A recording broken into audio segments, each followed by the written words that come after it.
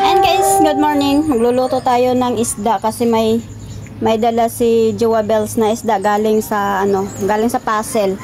Kasi nga nagano siya, nagbiyahe siya ng maaga, tapos yun may pasahero siyang hinatid doon sa Kulon, sa Carbon pala. Kaya dumaan na rin siya sa tawag nito, doon sa tawag niyan. Yun na yun, bilihan ng isda. Tapos yun na nga, bumili siya nito. So ko na lang to, papaksiwin ko na lang to para mas kasi marami kaming kakain, may mga pupunta dito mamaya yung mga tao namin. So hinanda ko na siya, at saka yung ayan. Pero syempre bago natin yan lutuin, hugasan ko muna siya, lilinisan ko muna. Madali lang, balikan ko kayo.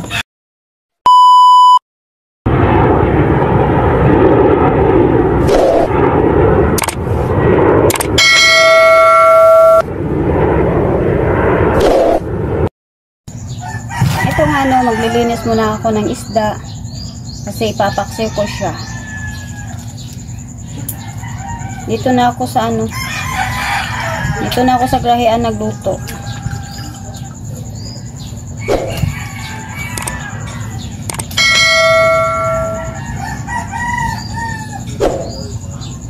Masarap siya, presko. Mura lang kasi daw ang isda ngayon, kaya bumili si Jowa Bells.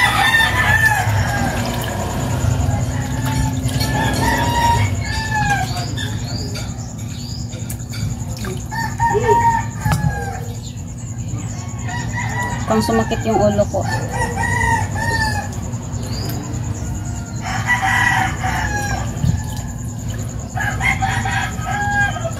Pero masarap din to siya ihawin, no? Masarap din to siya ihawin.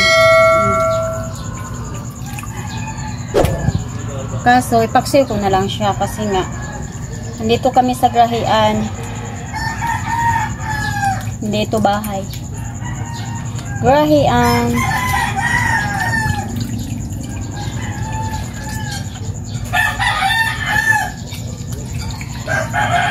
Linis muna tayo, guys. Lutuan natin si Habi ng ulam. Andun siya siya doon.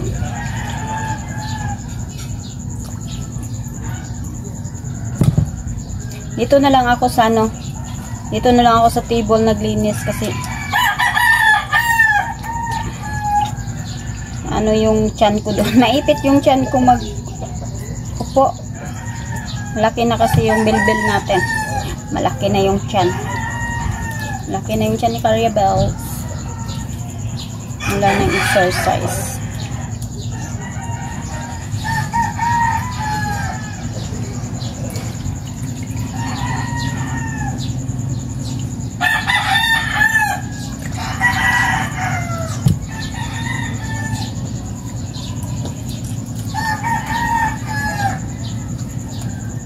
Preskong-presko pa siya, Kasi nga may hinatid si Jowa Bells sa Carbon, kaya dumaan na rin siya sa Pasel. Kasi doon sa Pasel, doon talaga yung bagsakan ng mga isda. Maraming mga isda doon. Tapos yun nga, mura lang ang mga isda ngayon, kaya bumili na rin siya. Masakit yung ulo ko, wala akong tulog. Wala akong masyadong tulog kasi nag-aabang ako. Ang ingay ng mga manok.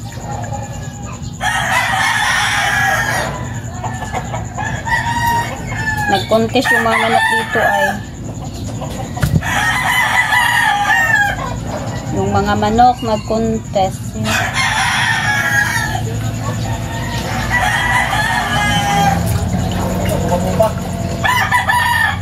Maglum na matay.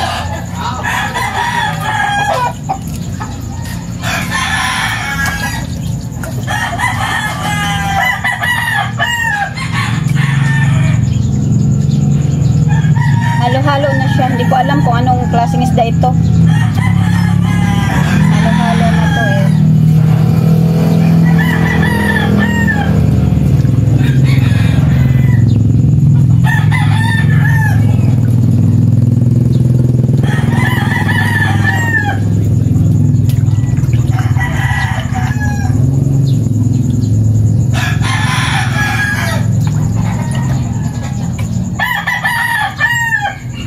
daming ano. Ang sarap sanang ano. Ang sarap sanang maggawa ng ano, ng daing. Kaso nung karaang linggo ata yun, gumawa ako ng daing. Naku, umulan. Kaya nasira yung ano, nasira yung isda, inuod. Kaya tinapon na lang namin, sayang. Dami pa naman yun, ilang kilo yun. So ngayon, mura na naman yung isda. Gusto namin mag-ano naman sana, mag-ano ulit. Tawag nito, magdaing. Kaso baka pag nagbilad na naman kami ng isda, uulan na naman. Kaya sabi ni Habi, wag na lang kasi baka masayang na naman yung isda. Kaya hindi na lang. Pero gusto ko, pag magdaing ako yung ano na, yung malalaki. Yung ano kasi yung dati, yung tawag na to, yung tamban. Anong tawag yung tamban?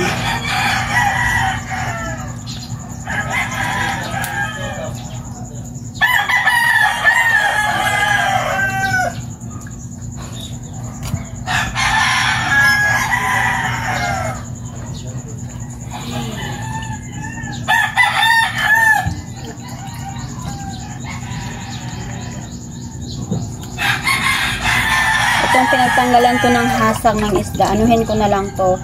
Lulutuin ko ito para sa mga aso ko. Para may pakain ako sa mga aso ko naman. Kawawa naman. Kawawa naman yung mga aso ko doon.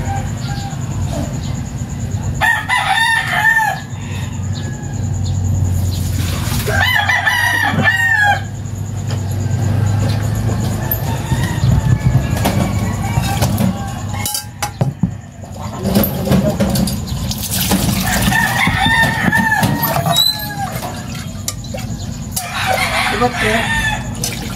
Ano gibot? Eh wala pa na ako Gabriel di ha, kay bago pa ko naabot. Unsa day oras nimo nagisaksak? Tuloy ko, i-8 ko na ito. Unsa oras nimo nagisaksak?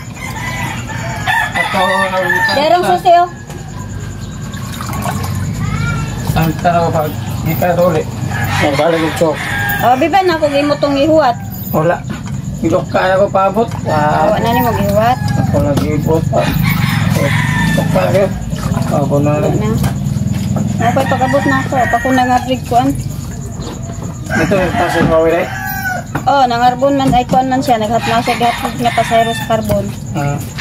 Ito na lang ko siya pasit.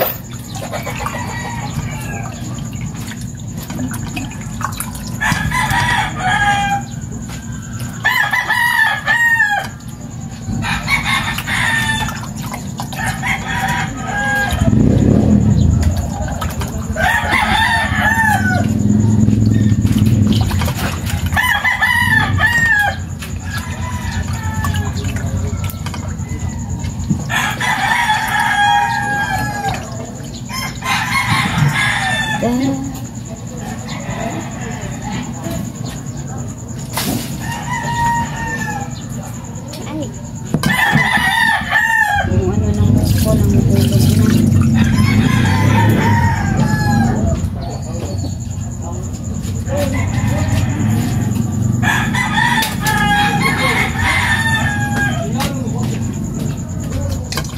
Nahulog na nga.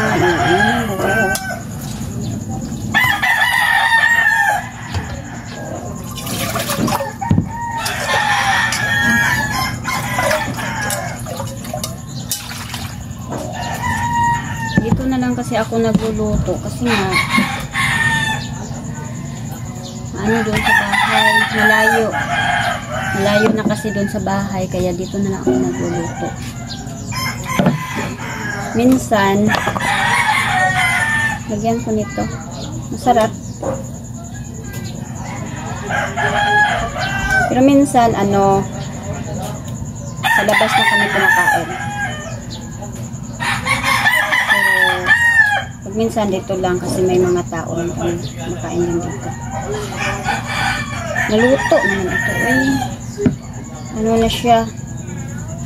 Tawag nito. Lagyan ko siya ng iba. Paksiw sa anong tawag nito? Iba. Iba!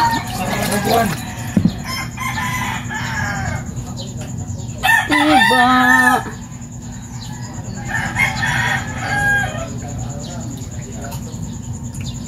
Basta natin ay, nakalimutan ko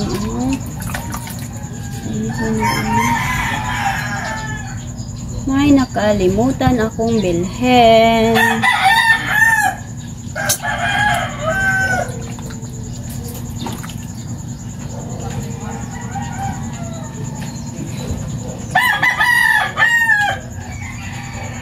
Dun.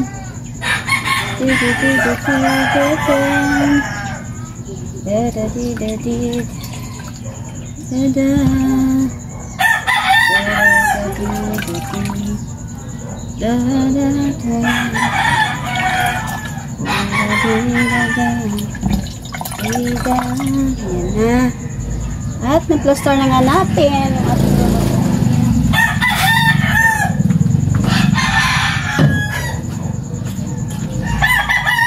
lagyan na tayo ng ricados.